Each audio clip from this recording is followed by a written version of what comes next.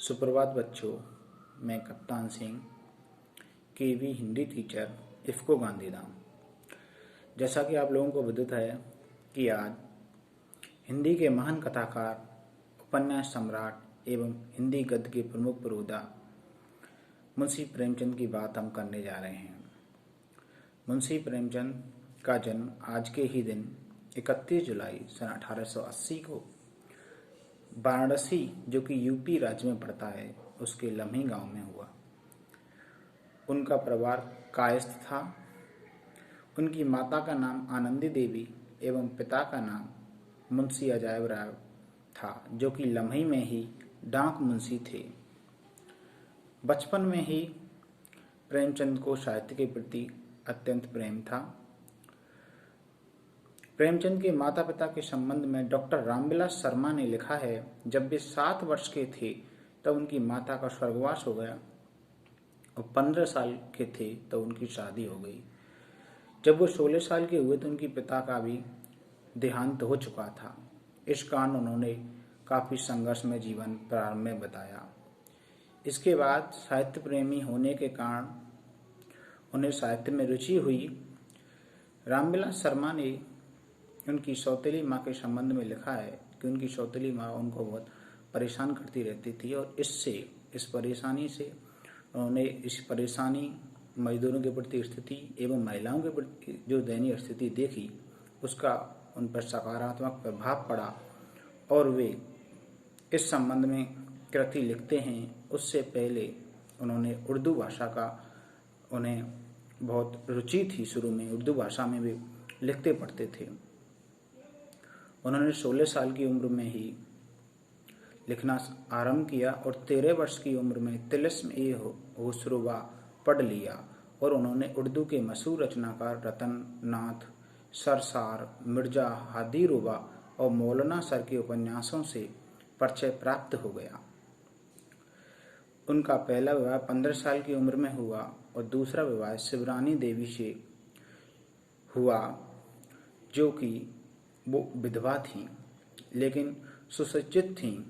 अच्छा आचरण था, इसलिए उन्होंने उनसे विवाह किया। उसके बाद उनकी 3 संतानें हुईं, श्रीपत राय, अमृत राय और कमला देवी श्रीवास्तव। अमृत राय ने, आपको पता ही होगा, अमृत राय ने उनका जो अपूर्ण उपन्यास रह गया था वो भी पूरा कराया था। इसके बाद मैट्रिक करने के बाद वे एक स्थानीय विद्यालय में शिक्षक नियुक्त हो गए। नौकरी के साथ ही उन्होंने पढ़ाई जारी रखी। उनकी शिक्षा के संदर्भ में डॉक्टर रामविलास शर्मा ने लिखा है कि 1910 में अंग्रेजी दर्शन, फारसी और इतिहास लेकर इंटर किया और 1919 में अंग्रेजी, फारसी और इतिहास लेकर उन्होंने बीए की परीक्षा उत्तीर्ण की तथा इसके बाद वो शिक्षा विभाग में इंस्पेक्टर के पद पर भी रहे। असहयोग आंदोलन के दौरान महात्मा गांधी के सरकारी नौकरी छोड़ने के आह्वान पर स्कूल इंस्पेक्टर पद से उन्होंने त्यागपत्र दे दिया। इसके बाद उन्होंने लेखन को अपना व्यवसाय बना लिया। लेखन में मर्यादा, माधुरी आदि पत्रिकाओं में वे संपादक पद पर कार्यरत रहे। इसी दौरान उन्होंने प्रवासी लाल के साथ मिलकर सरस्वती प्रेस भी खरीदा तथा हंस और जागरण निकाला। प्रेस उनके लिए व्यावसायिक रूप से लाभप्रद सिद्ध नहीं हुआ। इसके बाद वो मोहनलाल बनानी की सिनेटोन कंपनी में कहानी लेखन के रूप में काम करने लगे। इस संबंध में प्रेमचंद को अनेक परेशानियों का सामना करना पड़ा। मुंशी प्रेमचंद का जो साहित्य जीवन है उसमें उन्होंने लगभग 1.5 दर्जन उपन्यास और लगभग 300 कहानी लिखी। उपन्यासों में सेवा सदन, इसकी अत्यधिक लोकप्रियता ने प्रेमचंद को उर्दू से हिंदी का कथाकार बना दिया। हालांकि उनकी लगभग सभी रचनाएं हिंदी और उर्दू दोनों भाषाओं से प्रकाशित होती रहीं। उन्होंने लगभग 300 कहानी और लगभग 18 उपन्यासों की रचना की है, जो हिंदी कथा साहित्य में अपूर्व हैं। असहयोग आंदोलन के दौरान सरकारी नौकरी से त्यागपत्र देने के बाद वे पूरी तरह साहित्य सृजन में लग गई। उन्होंने कुछ महीने बाद मर्यादा नामक पत्रिका का संपादन किया। इसके बाद उन्होंने 6 वर्षों तक हिंदी पत्रिका माधुरी का संपादन किया। उन्होंने इसके बाद प्रेमाश्रम उपन्यास लिखा।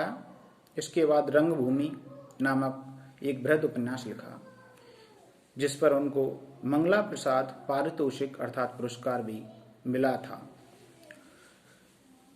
इसके बाद उन्होंने माधवी वर्मा द्वारा संपादित हिंदी मासिक पत्रिका चांद के लिए धारावाहिक उपन्यास के रूप में निर्मला की रचना की। इसके बाद उन्होंने कायाकल्प, गबन, कर्मभूमि और गोदान उपन्यासों की रचना की।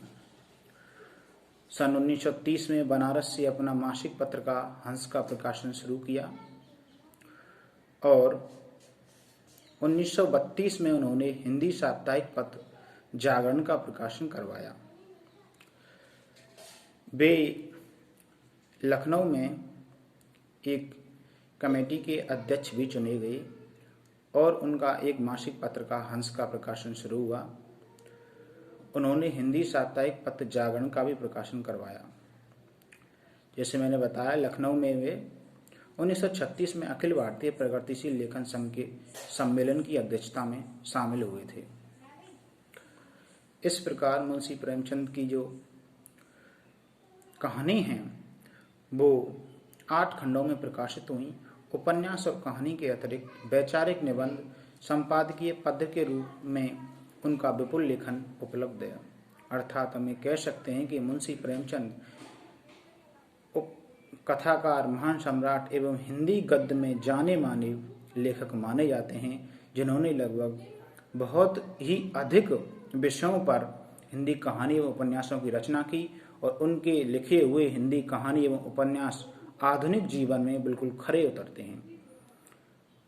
अर्थात मैंने आपको मुंशी प्रेमचंद के बारे में बताया। धन्यवाद।